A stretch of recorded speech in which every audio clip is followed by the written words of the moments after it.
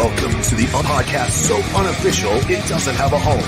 Here's your host from In Hindsight, Nathan Heights. From Steelers Nation Australia, Mark Davison. And from State of the Steelers, Daniel J.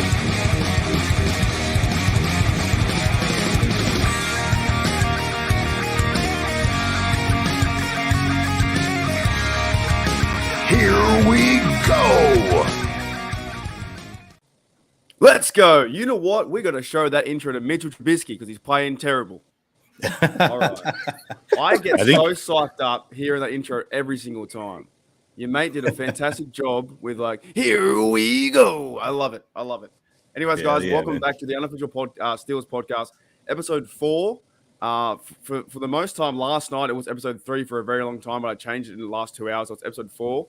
And the reason why it's 4 because we have 4 people here. We have Daniel J. What's going on, mate? I'm doing well. How about yourself, Mark? Oh, I'm pretty damn good after that intro. Now, Nathan, what's going on, mate? Doing pretty good, man. Fall is in the air. We love it.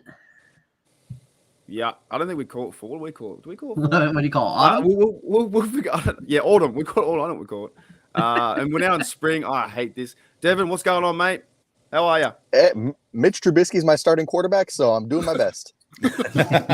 You're hanging in there, man. Hey, we're going to talk about that today too. Of course, we need to try and really cover, Steelers versus Jets. It's week 4. Steelers are 1 and 2. In my opinion, they haven't been playing too well over the last 3 games, and I think they should be 0 and 3. It's still an early season. Hopefully, Mike Tomlin can turn it around. But we're going to talk about the Steelers versus Jets. But Daniel, so far, what are your overall thoughts on this season? Are you excited where we are, or is it a bit of a letdown? Well, it being 1 and 2, it's clearly a letdown, especially going against the teams that you participated against and lost to. The New England Patriots aren't world beaters anymore. The Cleveland Browns without Deshaun Watson should have been another, victory for the Pittsburgh Steelers. I said this, earlier on in the offseason. I asked a question out there. I was like, if the Cleveland Browns don't have Deshaun Watson, is that game a game that the Pittsburgh Steelers should have a win on, especially with the difficulty of the schedule? And so with that being said, it's definitely a disappointment up to this point. I do see some progress. It is moving slow. It's kind of like molasses. So I'm hoping there's a kickstart here pretty soon. What are your thoughts, Devin? You happy with this season so far? It's been a pretty big off season. I think a lot of Steel fans were happy with the transactions and Omar Khan and stuff like that, and even the draft. But looking back at the last 3 games, and now we have the Jets game, are you happy or content with this season? Hey, the offseason, real fun. Even when we got Trubisky, I was like, you know what? We could win with this guy. After the past 3 games, I'm not content. We got a real gauntlet coming up after this Jets game. So far, I'm not happy, and I can't anticipate myself being happy for a bunch of this season unless changes are made. Yeah, I kind of feel the same way. And I've been watching for 20-odd years, and I think I've just never been – I'm not excited, to be honest. I don't know why. And I'm a big fan, and I've been over there 3 times, been in the game. I'm just not excited, really. I don't know if it's Trubisky, if it's the same play calling for Canada. But what about yourself, Nathan? Are you excited for this game or, the season? Are you happy with the progress, or do we just got to wait a few more games to see who the Steelers really are? That's going to be everybody watching that offense on Sunday.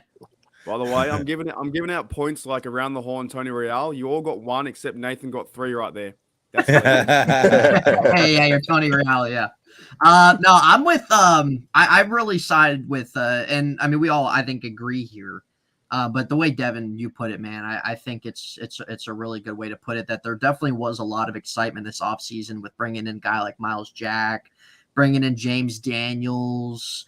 Who else am I missing? They brought in Larry Ogunjobi, their draft. There was excitement, and even with Mitch, it's like, yeah, with the talent around him, like he can have some success. But at this point in time, I think it's gone a lot worse than what people thought, and I don't really think anybody's really satisfied with what they're seeing. Yeah, 1 and 2 sucks, but really just the talent on offense and the lack of production that's being there is very, very disappointing. Here's a follow-up question for that one. If the Steelers were 3-0, would you still feel the same way, Nathan, about this team right now? It's a good question. Yeah, I think if they were 3-0, but we were having the same kind of offense, I would still feel the same way because the first 4 games were very crucial to take advantage of because that was probably the easiest part of your schedule right there. And they have failed to do that. So if they were 3-0 and we were still getting the same offense, yeah, I'd still be disappointed because once you're going to start facing that competition and those teams that are going to be right there battling for playoff spot, divisions, seedings, et cetera, that's what you're going to get, like 17 points, 14 points. Like, you ain't going to do anything. Not at all. What's the biggest problem, Devin, if I were to give you 2 choices, Matt Canada or Trubisky? What's the biggest problem? You know, a lot of people give Matt Canada a bunch of grief, and I kind of side with them. Matt Canada's not the most creative offensive mind in the world. His play calling's really boring, really predictable, really bland. But at the same time, you're getting receivers open, you know? And whether that's more on Canada's part or more on the receivers, I think it's more on the talent of the receivers that they're getting open compared to creative route design by Canada.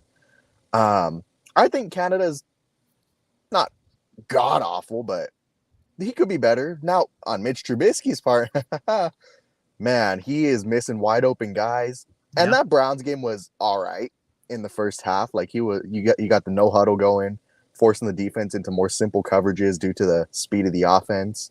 But with Mitch, like, when the pressure is on, he really didn't show up. Like, I look at the end of that half, the first half, where we need to get a Hail Mary, try to get into the end zone, and Mitch just throws the ball out of bounds like there's time to continue a drive. And I feel like Trubisky doesn't have situational awareness. He doesn't have much accuracy. He doesn't like to step into his throws. And when he does, he actually makes some nice throws. I put a lot of it on Mitch, man, but Matt Canada, he's like right behind him. Yeah, the 1-2 punch that we aren't using, the 1-2 punch of Najee Harris and Jalen Warren that we aren't using. Daniel J, you did some stuff today or this week on State of the Steelers talking about Mitch Trubisky. Can you counteract that argument? Is he a good player or a QB for this team? Is he, the guy? Well, so there was some highlights that were roaming around the Twitterverse, kind of showing the upside of Mitch Trubisky. And I put out a video showing the upside of Mitch Trubisky, not saying that he was the best quarterback on the team, just showing that there is a little bit of upside to his game. I do think that Mitch Trubisky is a top 30 quarterback in this league, meaning that he's a starter-capable quarterback. I don't think he's the best quarterback on this team. However, I've kind of been consistent with that for a while, going back to, when we acquired Mitch Trubisky in free agency. I wasn't the biggest fan of that move, to be honest with you guys. I understand what Mike Tomlin's doing. He's wanting to protect the rookie and give him a solid year to understand the offense and for it to come together for him. But at this point, you have a championship defense that we're hurting with the time of possession issues. I think it's time to move in with the kid. Now, I do think that, like I said, Mitch Trubisky can be a top 30 quarterback in this league. That's not saying much when it comes to the top 10 or being competitive or being a playoff quarterback. But I do think he's a starter-capable QB. He does have some flashes, and I think that when you look at this last game against the Cleveland Browns, I don't think that the Pittsburgh Steelers lost because of Mitch Trubisky. There was some key drops and some moments that he had some overthrows. He had some wide-open receivers that he didn't hit. And there's also some penalties that brought them back. And so with that being said, it's kind of similar to Mason Rudolph last year when he tied the Lions. He didn't lose that game, but he didn't do enough to win it either.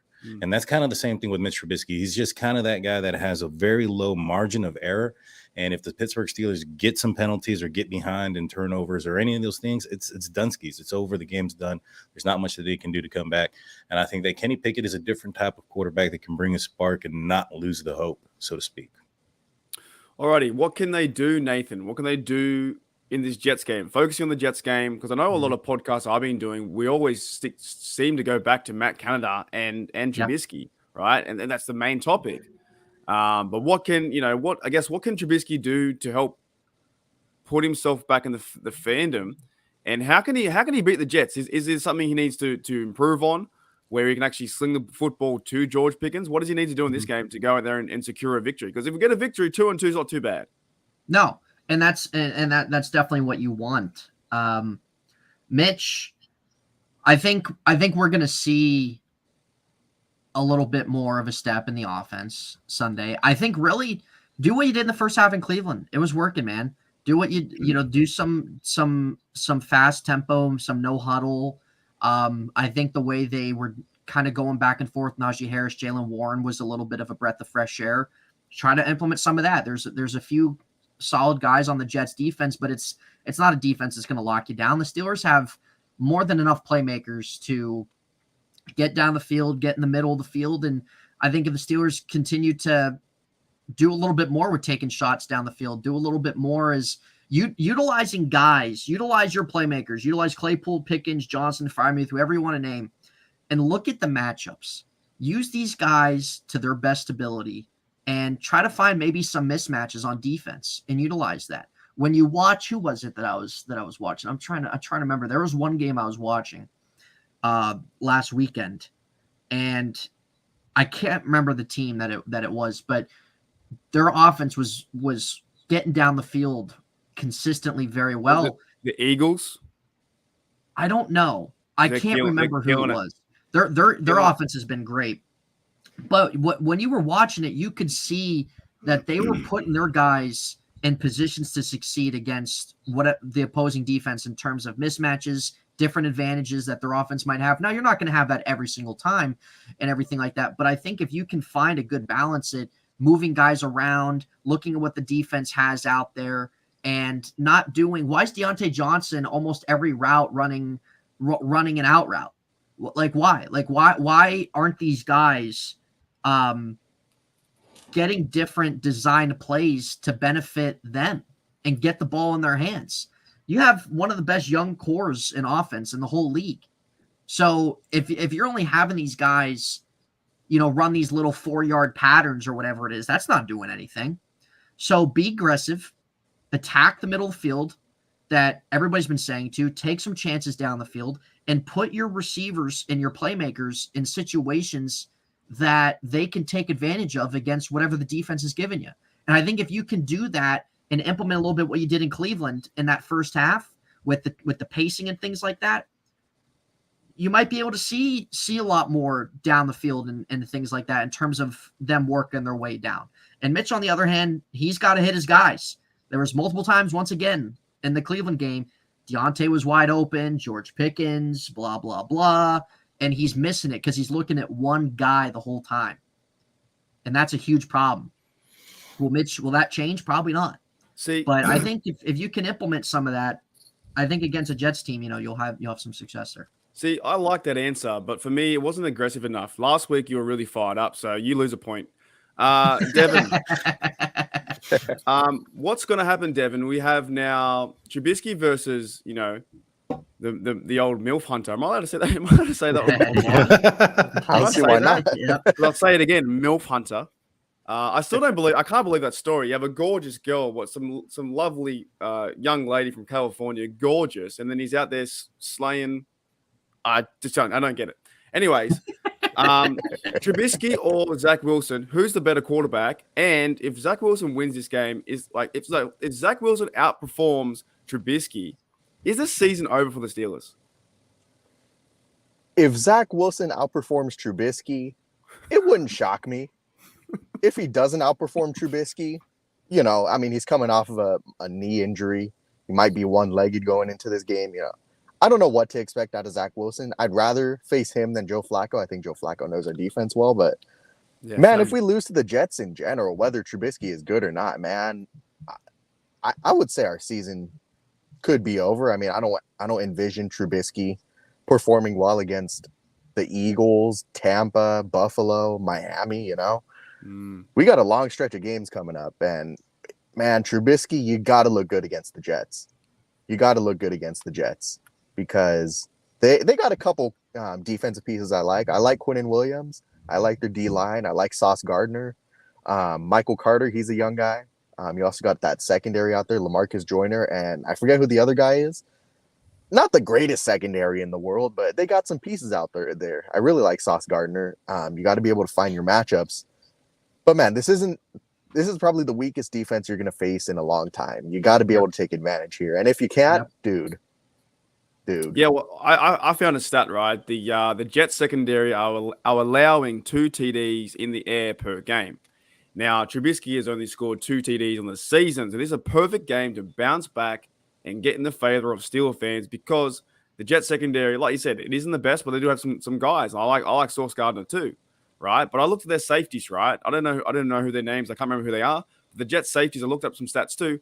They haven't even got a pass deflection, nor do they have an interception. They just got tackled, so they're not rallying to the football. This to me has to be like a Matt Canada offensive scheme and pass the ball to DJ and George Pickens, these guys. Like, go and use their height, go and use their strength. And this to me as well, Trubisky has, 5.5 yards average, but the Jets are allowing 7.5. So you got a few 2Ds there that you can get amongst, and Trubisky can hopefully bounce back because I know the crowd's going to be chanting Kenny the minute he walks out there. But let's change the pace a little bit. Daniel May, what about the running game? How many carries do you expect for Najee Harris to see in this game, and can he be effective against the Jets? I think similar to what you saw last week against the Cleveland Browns, where there was a lot of attention or a lot of criticism going towards Matt Canada and Mr. Trubisky not pushing the ball down the field.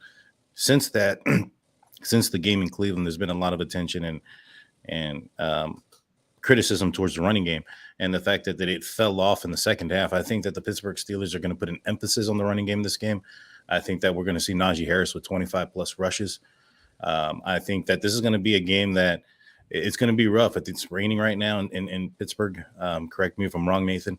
And there's got a game tonight going on right now in Acrisure Stadium. There's going to be a game tomorrow. The field's going to be muddy. It's going to be very difficult. I think that this game's going to be won in the trenches, and whoever's offensive line can get the most push is going to be key. And this offensive line has looked pretty good up to this point, especially with what we saw in preseason.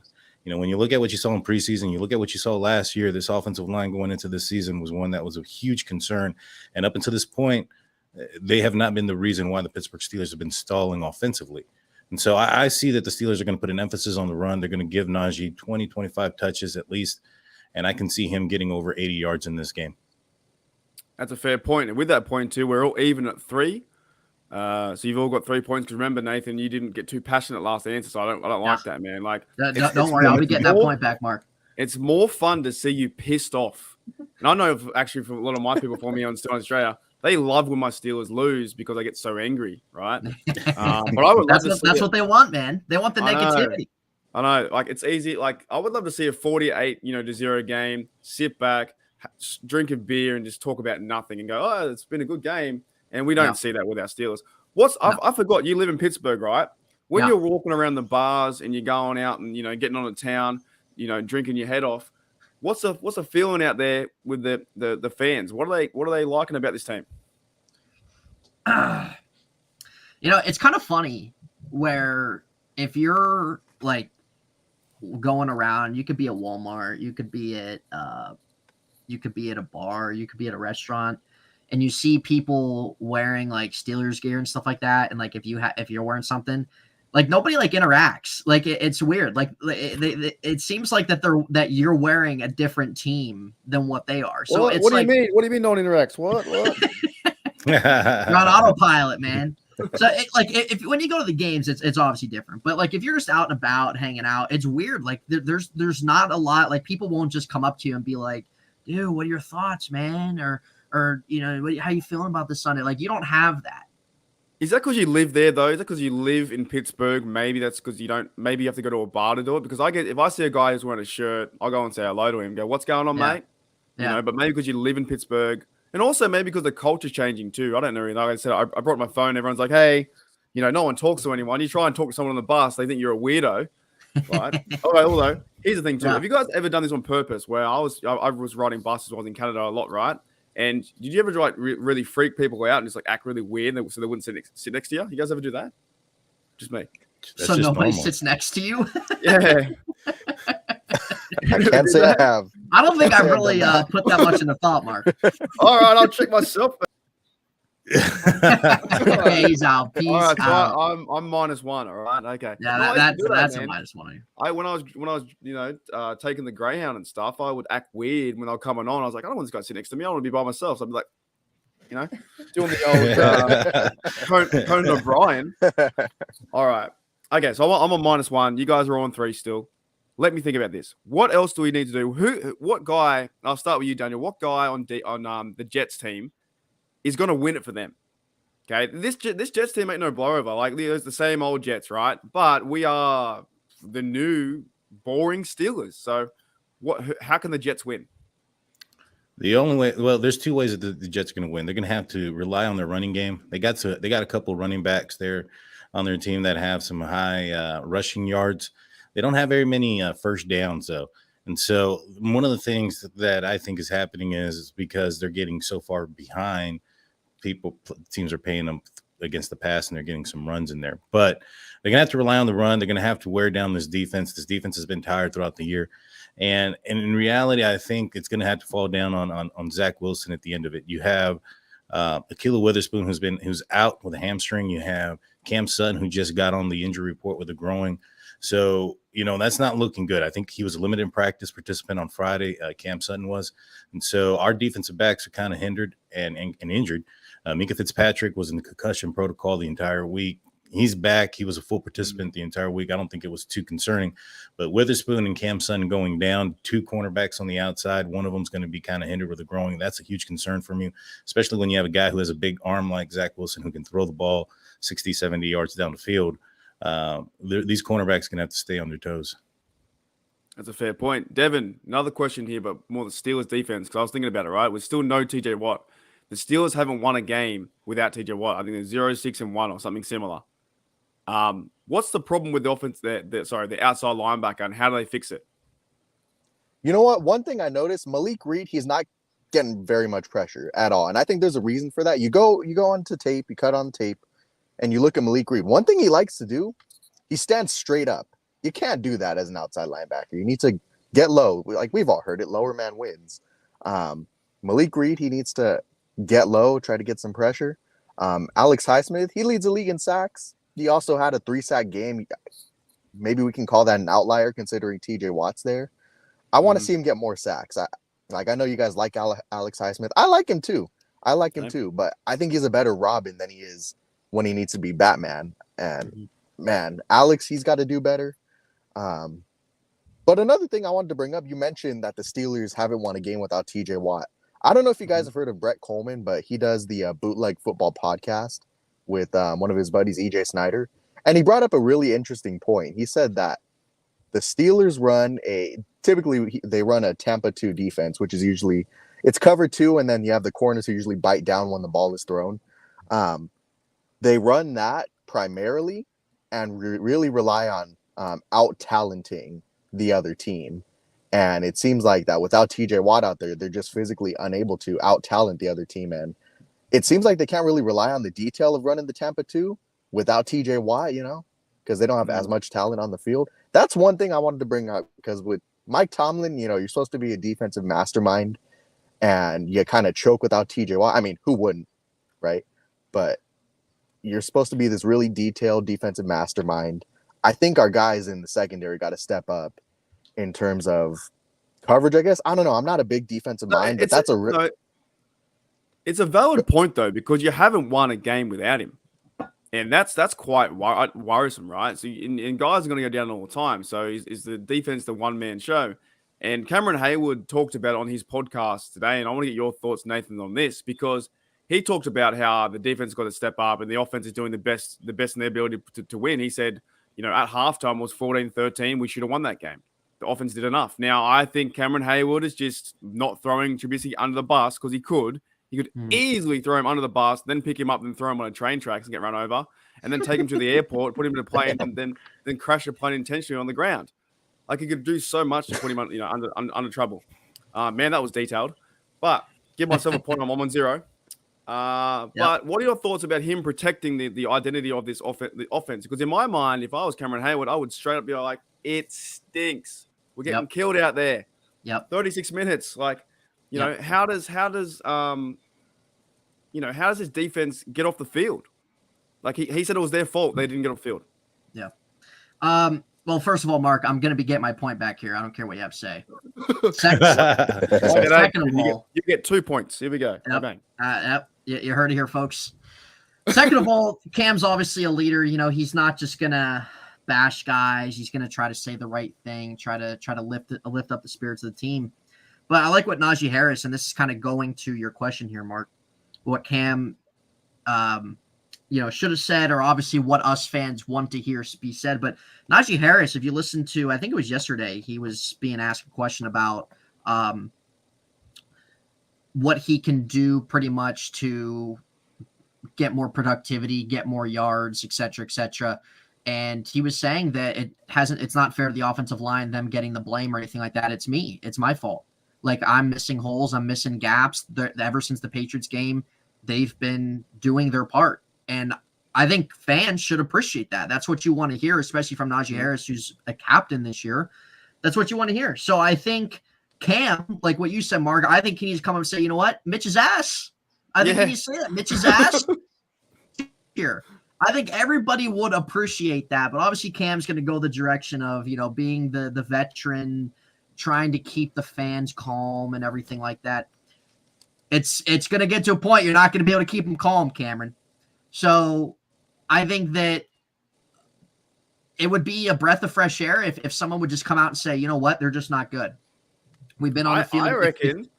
If Cam would just say, we've been on the field for – and he doesn't even – Did we lose Nathan? Did we lose me? Okay, we lost Nathan. There he is. I thought it was me. Am I good? No. Yeah, you're back now, sort of. Okay, I don't know what happened there. What the heck happened there? I guess maybe Mitch is in the chat, wants to get me off here or something like that. He doesn't want me saying anything. But if Cam would just come and say something like, hey, we're doing what we can. We've only given up X amount of points a game. It's tough when we're always on the field or something like that. And stuff like that. Like, just you don't need to come out and just bash Mitch or anything like that. Now, we all would love to hear that or say what needs to be said about Canada or whatever. But obviously, you're not going to do that. You're going to keep that stuff in house, etc. All right, I'm going to cut you off, mate. You're done. You're losing points already. You had a good time. Now you're on 4. You're on 5. Now you're on 4. You just don't want me to win here, Mark. You don't want me to win. I don't think Mitch Trubisky wants you to win. Now, that's a good point, though. I'm going to follow that up. Trubisky, in my opinion, he came out the other week and said, we're not doing well enough. We're not getting this. We, the receivers. No, it's you. It's all you, Trubisky, in my opinion. You're not finding your receivers. They're so frustrated, upset, pissed off. Canada's probably I'm not a big fan of his game plan or the Matt Canada system. I think it's a broken system. But maybe it's all to be on. Why can't you have accountability? If the only guy in the locker room is Najee Harris, he's been accountable. Oh, yeah, look. And I've seen the tape, too, and I've seen the pictures of the open O-line. And it looks like, Najee Harris could have went straight or he could have made a different move and went forward and just go forward like Jalen Warren, right? If Jalen Warren can do it, why can't Najee Harris? So he's being accountable. Trubisky is not being accountable right now. He's saying, we'll get it together. And I'm sick of this attitude. We'll get him next week. So if they go out there and play the exact same way against the Jets, and we'll get him next week. Next week's the Buffalo Bills. You ain't beating the Buffalo Buffalo next Bills. Week. Yeah, man. So it's to me, it's overly frustrating. I don't see any passion or in the days of even Big Ben, he didn't say too much, but he still went out on the field and showed it. I don't see that with Trubisky, But let's move on to some more stuff. What about yourself, Daniel? This team, right? If we do go lose, what are your feelings about the next, say, 4 or 5 games? Oh, that there's going to be that it's quite possible that the Steelers are going to lose their season very early in the season if the Pittsburgh Steelers lose against the Jets, and especially if it's in if they lose in any form or fashion, even if it's a competitive game and it comes down to the wire, this is still the New York bleeping Jets that they're playing. It shouldn't go down to the wire. It should be a game that the Pittsburgh Steelers can take and overcome handily. In my opinion, this should be a 10-point plus victory. But if it's not, if it's a close game and the Steelers still pull it out and edge it out, I still think that spells some trouble. I mean, you go back to a couple of years ago, the Pittsburgh Steelers were 11-0 at one point, and they were called and considered the worst 11-0 team Just because you're winning games doesn't mean that your team is good. You know what I'm saying? And so, yeah, it's good to learn while winning, but it's the formula the Pittsburgh Steelers have put on the field to this point isn't a successful one. And it's not one that's going to be successful long term, especially with the time of possession. And to go back to, Canada or Mitch or who's at fault here, or, a lot of folks saying that, hey, this is Matt Canada's had two different quarterbacks, same type of results. Well, I think there's some context missed there when it comes to Canada. He had an older quarterback, and then he has Mitch Trubisky, a guy that's been considered a bust coming into this season. So how did you guys honestly expect that Mitch Trubisky could outperform Ben Roethlisberger? And if he couldn't, why would we expect that the outcome of this season be better than last year's? That's a good point. That's 3 points. That's you want 3?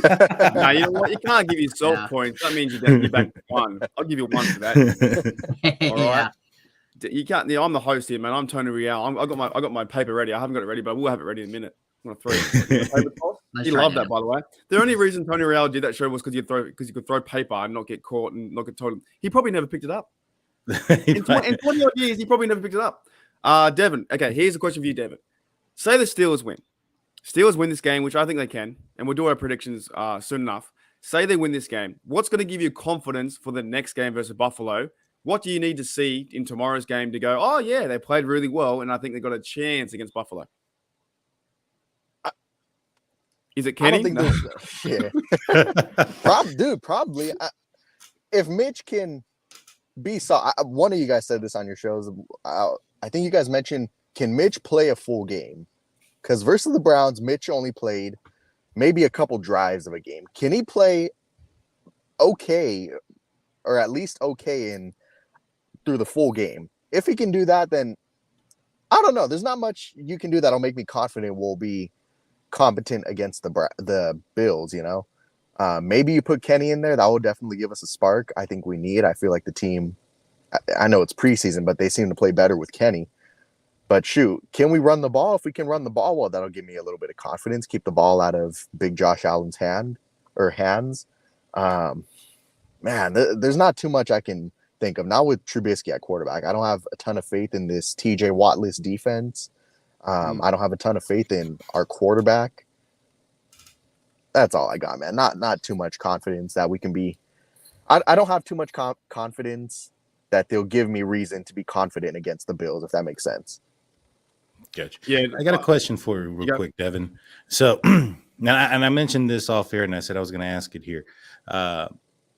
During the game of the Jets, by the way, everybody, Devin was at the in Acrisure for the Jets game.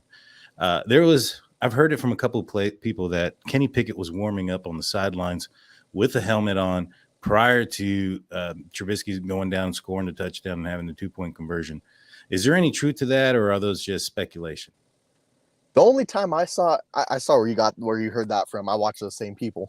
Only time I saw Kenny Pickett warming up was before the game, gotcha. Per usual.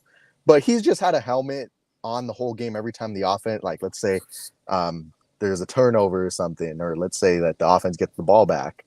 That's when Trubisky and Kenny will have a hat on, and Kenny will go up with I forget our quarterback's coach's name. Is it Mike Sullivan still? Probably. Correct. Sullivan, yeah, I think. He would go up there during like the play call or whatever just to see what's going on, or like before the starting offense takes the field. He'll just be in the mix, see what's going on, what kind of play they're going to run. I don't exactly know, but usually it's when Kenny or when the offense goes back onto the field that Kenny has a helmet ready to go. As for the idea, have we ever seen that before? I don't know. I don't remember if we've seen that with. I mean, you're not going to see Mason grabbing his helmet when the offense takes the field with Ben. It's a different situation. I know what it was. It was like that the part in Speed. When the part I just saw Speed recently again. It's a fucking fantastic movie, by the way. And they're trying to get off the bus, and they replay the tape. Maybe that was it. Maybe they played the tape of Kenny putting the helmet on mid-game to fool the whole audience and thinking he's getting ready. But in reality, it was just him at the very start. And if you go back and watch Speed, which is a fantastic movie with Keanu Reeves and Sandra Bullock, maybe the power couple of the 2000s, right? Maybe, who was Keanu Reeves? Put him out there. Why can't we get a guy like that out there playing football? You know what I'm saying? What was his name in that movie? Do you guys remember Flacco his name? or something like that? Was it Flacco? I think it was. Was it Joe Flacco out there? It wasn't Joe. It was. Can't have a guy named Flacco playing for the Steelers. Yeah, that wouldn't work. That wouldn't work. Anyways, we might have seen that where because I saw it too. I saw Kenny put a helmet on too. I don't know what was going on. Maybe they just played it over the thing. But I'm gonna do a fast fire round now because you guys are somehow all on the same points. I don't know how. Maybe because I'm just making up as I go. Yeah, you're all on the same points. You're on. It was Shane Flacco. Shane Flacco is Keanu Reeves. And it was Shane Flacco? It was really? Shane Flacco. No, Shane Falco. Oh, Falco. You're right. You're right. My dyslexia hits me again, guys. I'm sorry. Yeah, Shane Falco. That's when they overturn his truck and he's like, nah, fuck it. I don't even like my truck anyway. And just walks away. All right, I got to fast. Oh, my Lord. We lost it. Nate doesn't want to win. He's got. Every time it's his turn to get some points, he takes off. He's like, I hate that movie, The Replacements. That's my worst movie. All right. Here's some fast fire. Who's your favorite player so far on this Steelers offense, Daniel? Man, it's got to be. Well, who's doing the best and who is my favorite player are two different things. Like I think as far as offensively, who's doing the best, I mean, that's tough. I think Jaylen Warren is a big surprise. He's doing amazing. He's a huge surprise there. I love what George Pickens is doing on the outside. That catch that he had was amazing. I'd love for it to be him if they would, target him more. I think that he could be the star of this team or the highlight of this team if he was, part of the game plan and actually, the guy that Mr. Trubisky is looking for on these plays. But right now, I mean, it's tough. The offense is playing so poorly. The offensive line has probably been the best unit altogether as a group collectively. That's been the most consistent. So I'd have to go with probably Mason Cole is probably my best player this year just because of how bad the center position was last year. And this year, it's a staple point. It's not something that is a huge crutch or anything like that. And so I go with Mason Cole as far as, stick with the offensive line, one of the big guys. Yeah, I like that. I think they've been playing pretty well, too, on the offensive line. There are a few takes out there saying the offensive line sucks. But I remember I wrote a comment on one of your videos, Devin, and I said people watching the highlights of the full game. Offensive line's doing okay, in my opinion. Actually, I do see a lot of Facebook commenters who probably I don't think watch the game as much as we do, and they go, "Oh, the offensive line sucks," and you're like, "Have you seen the last 3 weeks? They're playing okay. They're not doing as bad as you think." Trubisky's going out there sacking himself. Devin, same question. What about the offense? Who's your favorite player, or who's the most outstanding player you've seen? I would probably have to go with the best, I guess, aspect of the game for us. Probably has been the offensive line. After that Browns game, the receivers weren't the best, but throughout the season, I think Deontay Johnson's probably been my favorite. There's a lot of times where he has to come back for a ball and make a play because Trubisky can't throw a damn accurate ball to save his life, But it's specifically, there's a lot of times it is Deontay coming back. I don't know if you guys missed it or pay attention. No, you know what I'm talking about? Yeah, the receivers are always coming back. He's playing well. I think DJ's playing really well, and I know he got a lot of flack for not catching those balls, but I thought he played really well in the first half. He was helping Trubisky escape and get away with first downs, and then for some reason they went away from that. They went away from the run, and then Trubisky just couldn't throw a ball. But I agree with you with DJ. Is there anything else you want to say about that? There is something else I want to say about that. We all seen the pass where it was a very beautiful ball by Trubisky. I think it was down the left sideline to Deontay Johnson, and it was one of the ones he dropped. I just got to say this one thing. I'm going to get a bunch of hate for it. I get a bunch of hate for it as it is. I don't think he was open. I don't think he was open. I think he was covered. It was just a beautiful ball that should have been caught. I think 2 things can be true. He wasn't open, but that's a pass you gotta come down with DJ. That was a great ball by Trubisky. I wish we could see more of that, But at the same time, I just want to say this: he wasn't open.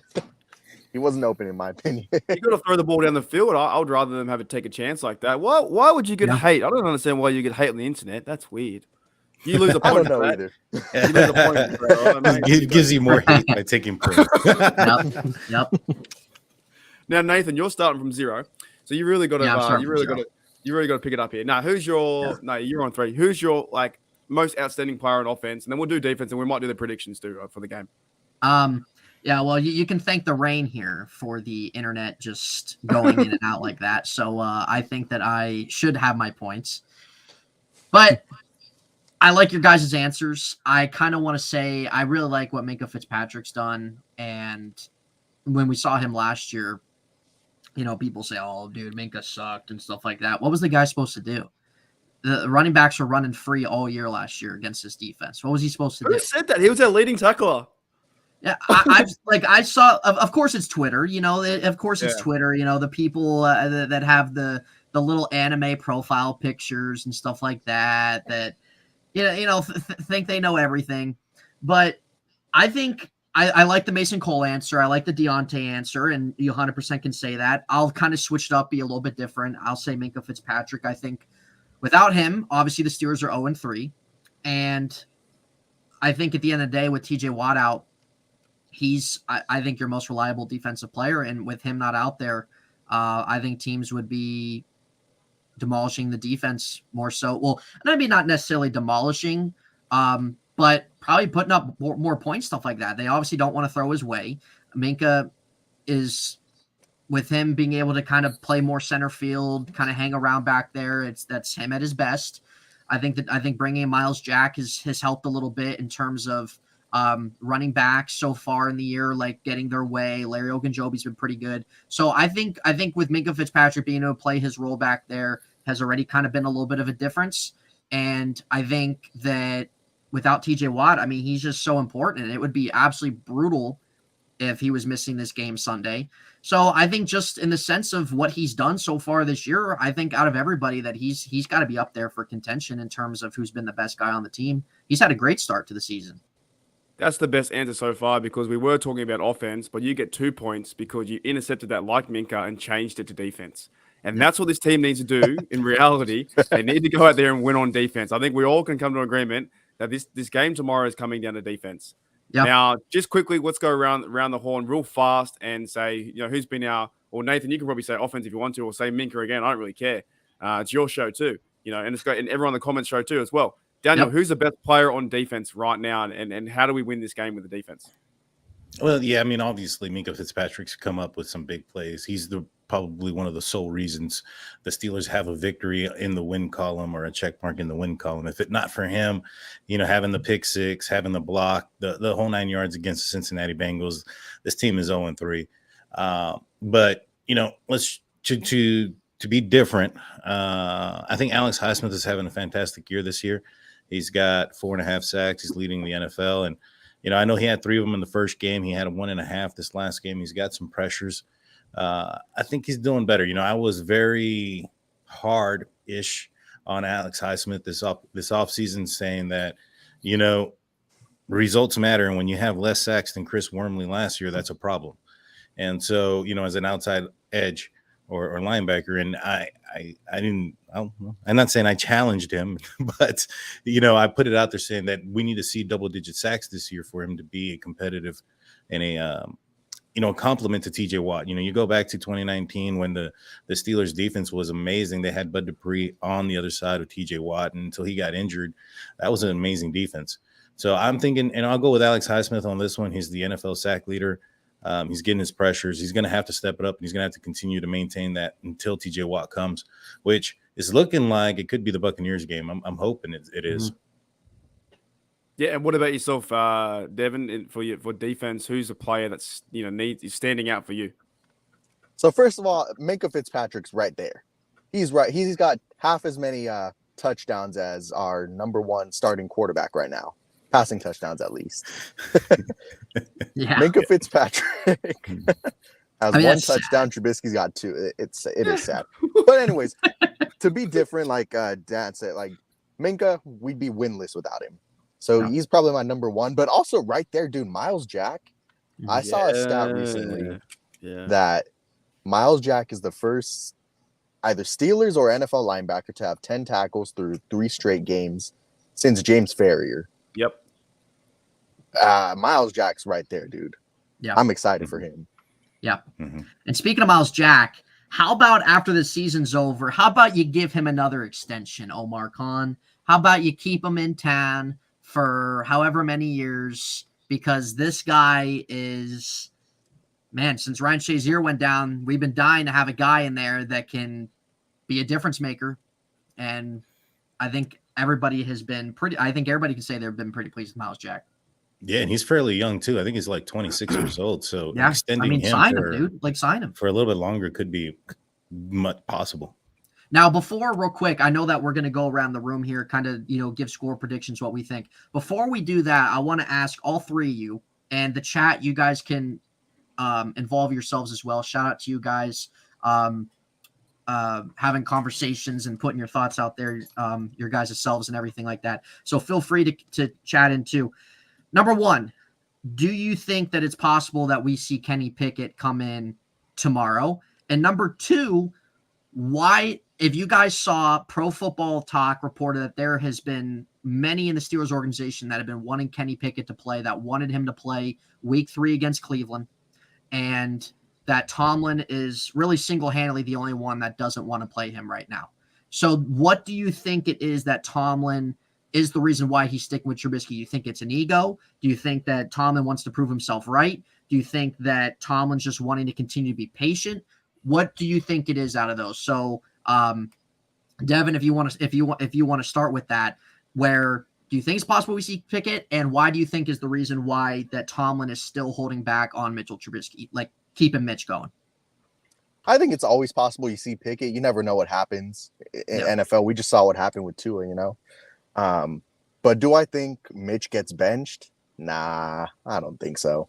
And you mentioned the Pro Football Talk thing today. I actually put a video about that out this morning, breaking down the quote by Mike Florio and everything. Yeah. If Mike Florio is right, and that's a big if, right. If Mike Florio is right that everybody in the building wants Pickett in there except for Tomlin, then I think you got a problem, because now you got a coach who's doing everything that the team doesn't want you to do. That's how you lose a locker room right there. 100%. But the reason I say that this is a big if is a lot of my commenters mentioned that Mike Florio, he's a guy who likes to speak in hyperbole. He likes to stir shit up, So I have no idea. I have no idea if we should believe Florio or not. Yeah. I'd like to, because I want Pickett in there, but shoot, I got no idea. Yeah. So Daniel, go ahead, man. For me, I don't think we're going to see Pickett benched. I don't think we're going to see Trubisky benched for Pickett in this game. I can guarantee you we won't see Pickett bench tomorrow. No. But I don't think we'll see Trubisky bench, because that's not Tomlin. Tomlin talks about himself being routine. He's a routine person, does things routinely. And even when Mason Rudolph threw 4 interceptions, it took another interception the following game to show that he's still on that trajectory for Tomlin to yank him out for Duck. So I'm thinking that's going to have to happen. I think that if Mitch has a horrible game this game and then proceeds to have a horrible game the following week, and it's the same trajectory, then at that point, I think that's when we see the cord yanked, so to speak, or have him pulled.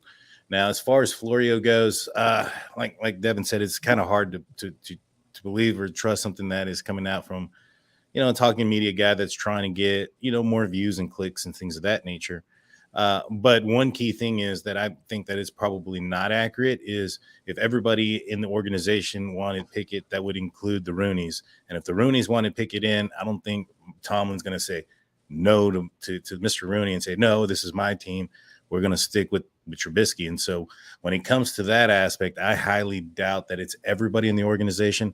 I think that if it's Mike Tomlin who's standing on that, Mountain Hill, I think Dan Rooney's there up there with him, backing him up. So it's at least one person, in my opinion, who is backing him up. Yeah. Mark, go ahead, man. I reckon straight no. I just get this feeling that he's not going to change. He's pretty much set on Trubisky, I think, because you would have changed him already, I reckon. Or at least come in for a half, at least to maybe try and change the pace. And that New England game was bad. Browns game was bad, near the end. But there's an interesting thing going around now. There's a rumor that, I don't know where it came or started, but there's a rumor, you guys might have heard it too, that Trubisky is being, guaranteed in the contract 6 to 8 games. Now, I'm going to do a follow-up on this and do a bit more research, but I looked into his contract. Trubisky, if he plays 60%, gets like $1 million and then extra 60% snaps all year, right? Gets $1 million plus another $1 million, I think, next season. Now, if he plays 70%, he gets like 1 plus 3 is like $4 or $5 million. If he plays 80% and makes the playoffs, he gets like $5 million plus. So his contract right now is built on incentives. Now, I don't know too much about it because I never really looked down too many things with the quarterback and contracts, but I don't think the Steelers have really ever done that. I don't know if you fellas know that, if they've done the incentive base. So what I saw was Trubisky is getting paid $12 million over 2 years, but he can make a maximum of 26. Now, does the politics of football come into it where they're like, oh, no, we're going to give you the best chance to win and the best chance to maybe stay on the field so you can get your bonus from the Roonies and whatnot, right? And maybe there's an agreement there that we're saying we're going to put you out for at least enough time to give you the percentage where 60%, by the way, I looked up is about, 10 games, 11 games. And it kind of looks that way. It kind of looks that way if they were to go give him 10 games in a row to get his certain percentage to get more money and then bench him after the bye. But the terms and clauses also go on to say, well, there could be playoffs in total. But right now, playing Trubisky the way he is, they're not making the playoffs. He's not making the Pro Bowl. None of this stuff is happening. So I don't know if that rumor is true. Have you guys heard that rumor about him having 6 to 8 games guaranteed? I remember you mentioned it. I've heard that rumor. And to answer that, I listen to a lot of ex-players talking, and one of the big podcasts that's out there is Arthur Moats and the Deke Experience, and he's brought up in his time in the league where the NFL has done the opposite, where there's a player that's about to get an incentive, that's about to get paid, and then they bench them, they pull their time, they do things so that they don't get their time. If the NFL is willing to do that, I'm sure they're willing to do it the other way for an under-the-table backhanded deal to get a quarterback on a more team-friendly deal. Because when you look at what he's getting paid as far as guaranteed money goes for a starting quarterback in the NFL, that's dirt cheap. And so, that those incentives were something that was going to be bringing it up for him to be more of a realistic starting quarterback criteria contract. However, I get it if they made that move and they promised him, and then if the Steelers back up on that and say, hey, you know what, we're going to bench you anyways, then that deal goes away for any other future player that is out there. Like no agent is going to make that deal with the Pittsburgh Steelers ever again. No player is going to be making that deal with the Pittsburgh Steelers again. So that can ruin the potential future of the Steelers if they pull him early. And that could be why they're not pulling him at this point. Mm-hmm. But it's, like last year, Kendrick Green went down with a leg injury that nobody could identify when it happened. And so I wouldn't be surprised if something else happens like that with Mitch Trubisky. He's on the injury report and save face, so to speak, instead of being benched. Yeah, well, his base salary this year, I think like $1 million or something like that, plus a $5 million bonus, and then all the incentives got to kick in. But the thing is, well, if this is true, where they are playing him just because to get his percentage reps up, and there was no real quarterback competition, I'm not saying you look into the league of like things, funny business, but to me as a fan, it's a little bit funny business because you are giving a real quarterback competition sense of Kenny Pickett, Mason Rudolph, who haven't got these incentives. They're just getting their normal pay. But Trubisky's got his thing cut in half and said, well, if we do play you at this percentage or you make the playoffs or whatever, then, you have a better chance. And this is why I brought it up, because I got a feeling that the only way that Trubisky is getting cut in this team is if he starts to throw interceptions. Now, if I'm me, right, well, I am me, but if I'm Trubisky and I had this deal when I'm like, hang on a minute. So if I don't throw interceptions, if I can play it safe, right? If I can play the whole year and rely on my top 10, top 5 defense and go, well, they're going to win me games and look like who was the guy for the Bucks who was the guy for the Ravens that won the Dilfer. Dilfer, yeah. If I can be a Dilfer out there, right? And then go and get my money. Because right now he's getting $12 million over 2 years. But if he plays for 70%, he can get $25 million. So what do? Play it safe. I think Trubisky's playing it safe for his contract and for his job. Because if he loses his job, then it's done. What are your thoughts, Devin, on that? I mean, yeah, I've had the idea that, Trubisky, if he plays poorly, you're never starting again in the NFL. I don't envision Trubisky getting a starting job anywhere else after this season. Like, I didn't watch too much of him with the Bears, but I don't think I'd be crazy to say that he's worse here than he was with the Bears. Like even with the Bears, he's had some pretty awesome games. But in terms of the contract thing, I just wanted to throw this out there. I don't know where the rumor came from. I have heard the rumor that he was promised 6 to 8 games. I'll say this: if you're guaranteed to be the starter, 6 to 8 games, I'd envision you'd probably get 100% of the first team snaps outside of like maybe a Veterans Day off. Whereas the Steelers ended up splitting reps between all 3 quarterbacks, I'm not saying I agree with that idea that if this rumor was true, Trubisky should have gotten all the snaps, but it's something I wanted to throw out there. Just an idea I had while you guys were talking. Mm-hmm. What are your thoughts, Nathan, on this idea? Like, because it's incentive based. So is there dealings in the organization saying, well, we're going to get you more reps, even regardless of if you're good or not? Right. It sucks, man. It does. And you take it with a grain of salt, rumors are rumors, stuff like that. But you're sabotaging the team. Just to get this guy his incentive, stuff like that. You're pretty much saying, well, if our record sucks, if our season's out the door early on, oh well, Mitchell Trubisky is getting his money and his incentive, stuff like that. That's how it comes off to me. And I think you're sabotaging. This team's a good roster. They got good talent on both sides of the ball, and it's being wasted with an inept offensive coordinator and with a inept starting quarterback that hasn't taken advantage of his second opportunity in the league. And Devin put it a good way where with what he was pointing on. So if that is the case, and who knows, and I doubt we ever really will. If they ever would bench Mitch, it could be an injury report thing like Daniel said, or maybe an injury or something like that. But it just sucks, like for the fans and everything like that. So you're just going to keep putting this product out there just so a guy gets his money. Yeah. Like if that's the case, like it sucks. It really does. And you can tell just the frustration that the offense has, the wide receivers have, and you're just continuing to build that divide if you're not going to change anything. Even if you keep Trubisky in there and you're not changing a thing, yeah, that's frustrating. Yeah, and exactly, Steel Girl. Like that's what it is. Like the Steelers, they don't even have an investment in this guy. Trubisky, this is his first year here. It's not like Trubisky's been here and he's taken this team to playoffs or anything like that. There's no commitment to this guy. So you want to give him his incentives and things like that, but this guy isn't going to be here long term. So it's frustrating. And I think even for other people on the roster, and like if you're seeing that or nothing's being done, it's like, if you're not going to care, why am I going to care? Like that's it. And maybe that is the case. Like if he gets pulled after the 6th game or whatever it is, maybe you could sit back and look at it and be like, okay, like this might have been real. Yeah, man. I want to throw this out there. Have you guys seen this? If you look at George Pickens' Instagram page and who he's following, he follows Mason, he follows Kenny, but guess who he doesn't follow? Yeah, Mitch. It's just something I want to throw out there. I don't know how much I should. Man, me too. No, that's a good point, man. He doesn't follow Trubisky? Nope. I don't know how much stock to put into that, but it's something interesting, Like he follows the third string quarterback, Mason, but not Mitch. Yeah. I don't know. This whole incentive thing, I think, is kind of interesting because I'm going to do a bit more research on it, because his whole contract is based off, he gets $12 million over 2 years, and then if he goes and does more work or gets put in there for more than 70%, he gets pretty much $24 million over 2 years, right? If he makes a playoff and stuff like that.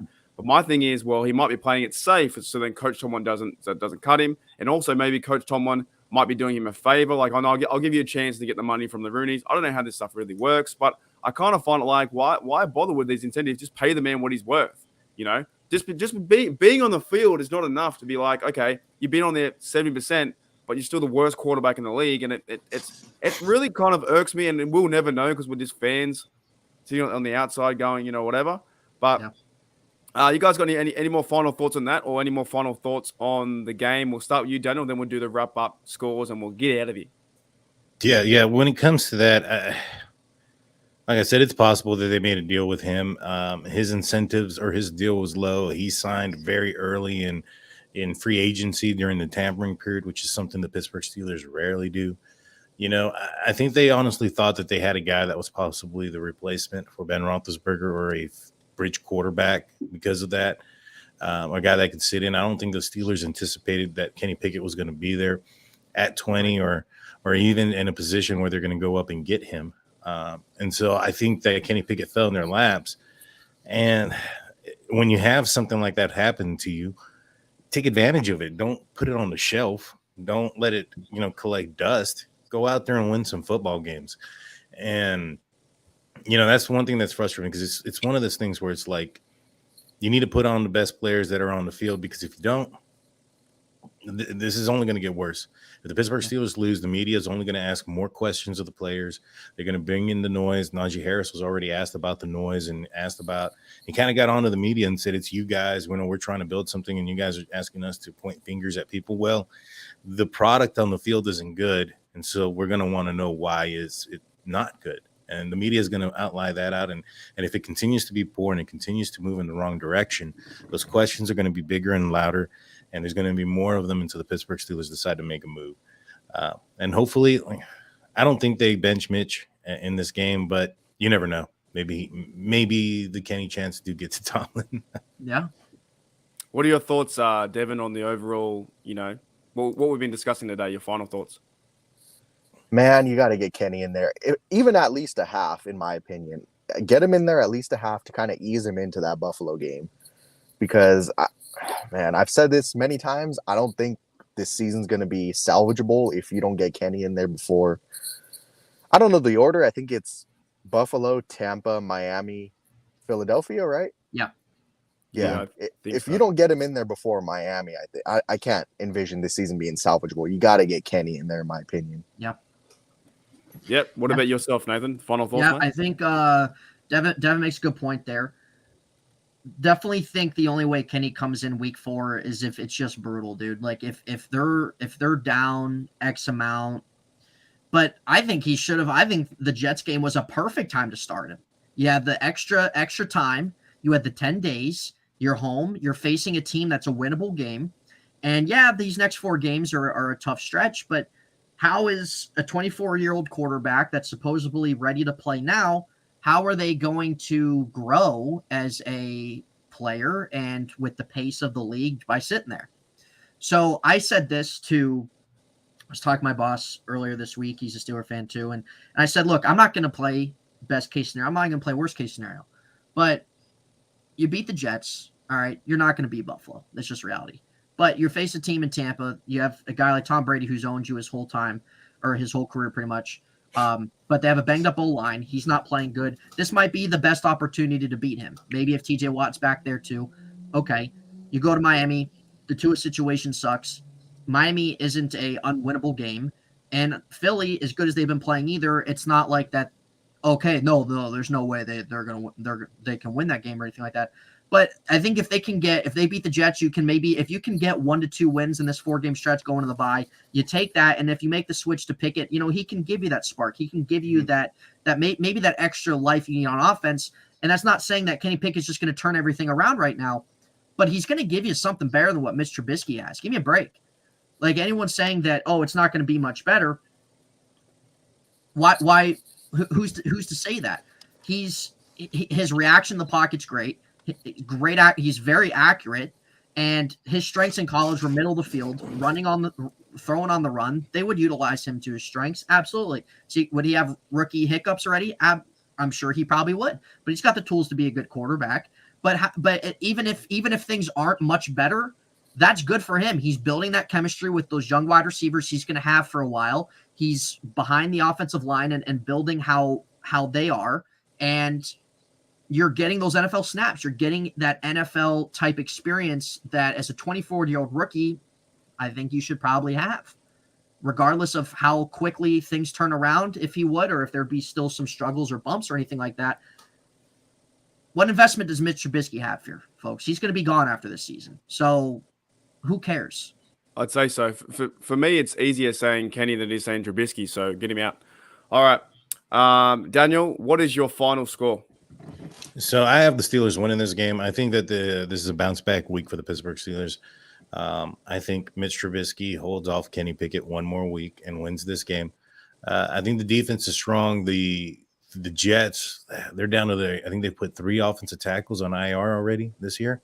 They're down to a third string tackle on the left side, and Connor McDermott. This should be a great matchup for Alex Highsmith. I think that the Steelers win this game in convincing fashion, 27-13. 27-13. We're going to score 27 points. 27-13. We're going to score for the first time, man. I think we're going to score. What's that? I have a question. That's 9 field goals. Who's going to score the? That's Who's 9 score field the most goals. points? I think the defense. I think the defense accounts for 10 of those points. Okay. Wait, hang on. God. Hey, hold up. The defense. Mathematically, that doesn't work though. The defense can't score 10 points. Well, they wouldn't score 10 points, but I think Yes, that they get can. the ball in Yeah. in scoring position for Boswell to make a field goal. I I don't see think the what you mean. offense moves the ball down the field much after the turnover.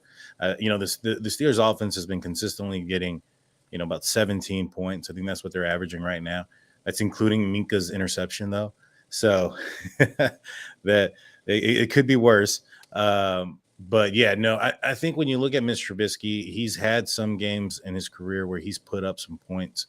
And I think that this could be one of those teams or one of those games where he plays well. I also think the defense is going to play fantastic against this team. Like I said, I think we're going to score 27 points this time. I know I'm crazy, but I really do think so. I think the defense is going to score 1 touchdown, and they're going to have a few turnovers in this game to give the Steelers great field position to do something with it. Just a side note, there's been, I just checked it then, there's been five players in the NFL have scored 7 field goals in a game, which is the highest. So Chris Boswell will be the record there if he gets 9. Jim back in St. Louis Cardinals, September 26, 1967. Rich Carlos, 1989. Chris Bonnell, Dallas Cowboys, 1996. Billy Cundiff, Dallas Cowboys, they're in there twice, 2003. Shane Graham, 2007. So if Boswell gets 9, he'll be the record holder. Devin, Ingle, what are your predictions? Who wins? Okay, so I'm going to give you an interesting answer. I think this is a closer match game than a lot of people anticipated. I really like Garrett Wilson over there on the Jets offense. Corey Davis, he's a guy who's been in the league a long time. Who else they got? Off the top of my head, I can't remember. But Elijah Moore's there. Elijah Moore, that's what I'm thinking. Brees Hall's good. I like Michael Carter a lot. Tyler Conklin's been pretty productive with Flacco. I haven't seen too much of Tyler Conklin, but yeah, you're probably right. Isn't Uzma the guy from the Bengals? Wasn't he from a Bengal? Uzma? Yeah, CJ he's their number CJ. 2 tight end right now. CJ Uzama. Yeah, he's not bad. Or he's the backup, whichever. With the Steelers down a cornerback right now and Akello Witherspoon, shoot, man, I have a hard time saying we're going to be able to lock down this Jets offense, like specifically Garrett Wilson. If you get him on a slant route, you get him into space, he's going to burn the hell out of this defense. So I'm going to give you guys a score, but I'm not going to give you guys a winner because I don't effing know. I'm going to go 20-17, and the game is going to finish with a game-winning field goal. Who's going to be kicking? I got no idea. But I think the score is going to be 20-17. In the dark, fellas. Hey, that means you can be right both ways no matter what. If someone comes after you like I was right, sucked in. All right. Well, let's say the score is 20-17, but the script of the game I got totally wrong. I think this is going to be a competitive game just because it's more evenly matched. But if it's not competitive and the Jets just convincingly win 20-17, then I got it wrong, right? So we'll see how the game actually plays out. I think it's going to be competitive too. What about yourself, Nathan? Who wins this game and what score? Well, I accidentally just completely hit my desk there if you saw me move. I'm going to say the Steelers win, and I'm going to say 21-17. I think it's going to also be pretty close, and this is what we've seen. This is what we've seen from the Steelers these first 3 games. The defense can play well, and it's just a believe it when we see it in terms of the offense maybe turning a page, fixing things, getting things changed, even if Trubisky's behind center. But yeah, the Jets, if the Steelers, if they're going to be, if they're a little banged up in the secondary, they got some guys that can break free back there. They'll probably give up a few big plays, but this is where the Steelers front 7 has to take advantage with them having a banged up O-line, a banged up Zach Wilson, And I think we'll see that. I think we'll see a few sacks. I think we might see a turnover too. Hopefully the offense can take advantage. But again, close game, Steelers status quo in the sense of what we've seen so far in the season. And it's hard to see things change until they do, and we see that consistently. Yeah, well, that's a good point. I'll go through my score in a minute, then we'll end it, guys. But we have George testing here 27-20. Brian Brown thinks we'll kill him 56-3. I love that. I don't see that at all. I really don't. How many field goals is that? How many field goals is that? 20? How many field goals is that? 56-3. That's a lot, man. Boswell be doing a lot. Steelers goes says 17-10 Jets. I can see that too. I really can. Mike O'Malley says 13-6 Jets. And look, these are all good answers because the offense and this team isn't playing good football at the moment. We all know that. Sean Downey says 27-20 for the Steelers. Glenn Carrier says 24-19. And Sean Downey says good show, gents. Now, whoopsie doopsie, and that's me. Someone laughing at me. 20 field goals. That's amazing. I haven't got that score. Where is it? There it is there. Now, my score to end it, guys, because we have been going very long. We've almost done a live stream game. We could have been watching the game, really, because the game goes for 4 hours, right? I actually think I have the Steelers at 16-10. And the reason being is I think Trubisky can probably get one TD. I think if we are to win this game, and I see what you're saying too, Devin, because this game can go either way, right? But in my narrative, if we win this game, the defense hunts down Zach Wilson and makes his day horrible. It's his first game in 2022. Let's not forget that. His first game in 2022. The defense can control him, and I think we can win that way. And then Trubisky can go down and get a touchdown and win 16-10. But the thing is, I think in this game is if we see play some bad, poor play again from Trubisky, there will be the pitchforks and the fires will be coming out for Kenny. And the stuff to do with the incentive-based material, I don't know, because I think you're just wasting the season at that point. You're wasting a good defense. You're wasting Najee Harris and Warren, who they can go forward, and there's accountability there, like you said, Nathan, right? Yeah. But I think for me, it's 16-10. The Steelers go to 2-2, and then we get absolutely shellacked in Buffalo. I think we're not ready for that game. I think we're going to be done. Might as well not watch it. It's going to be very hard to watch because I don't think they can still, until the offense tells me that they can score points by showing me on the field and designing us and having the actual 7. You got 7 days. You got 7 days to design a game plan and try and figure something out against the Jets. Now I understand the other team plays football too, but even when you watch the game, all the fans around the world are going, "This ain't right. Something's wrong with this offense, right?" Yeah. But I will leave and with this, guys. We had Daniel J.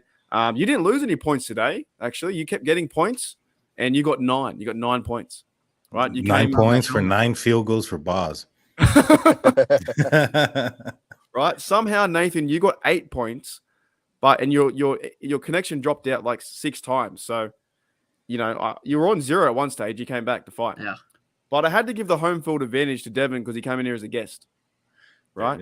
So I've given you 10. You get the win by default, which is pretty much matches the narrative of Trubisky because he's getting the quarterback by default. Call me Mitch Trubisky? Congrats, Devin, on the win. Devin is officially 1-0. Could you throw more than 190 yards if you're playing quarterback? I reckon you could. Say that again? Could you throw for more than 180 yards a game? Are my receivers getting as open as our receivers are? Yeah. I don't know. Maybe. I reckon you could. So, now you win today. He's around the horn. Hang on. That's it. Did you see that? All right. I'll see you later. Thanks, Daniel, mate. Thanks, Devin. Thanks, Nathan. Yep. Thanks, everyone, for coming in the chat. You guys are awesome. We will be a post-game, I think, Tuesday, Nathan, on your channel. Correct. Yeah. Yep. Right. So, check out if you guys like this style, this show. Just a bunch of lunatics all hating on Trubisky to a certain degree. Then check out In Hindsight on YouTube as well, Nathan's channel. And we'll be there over there too. I am excited and nervous for this game, guys, because it could be bad or really good or just the same. I don't know. But we'll be doing a post-game show on Nathan's channel. So check him out. Sub to him so you know we're going to go live and hit the notification, stuff like that. Let me find the video. I'll see you later. Here we go, Steelers. Here we go. Welcome to the Unofficial Steelers Podcast, the podcast so unofficial it doesn't have a home. Here's your host, from In Hindsight, Nathan Heights. From Steelers Nation Australia, Mark Davison. And from State of the Steelers, Daniel J.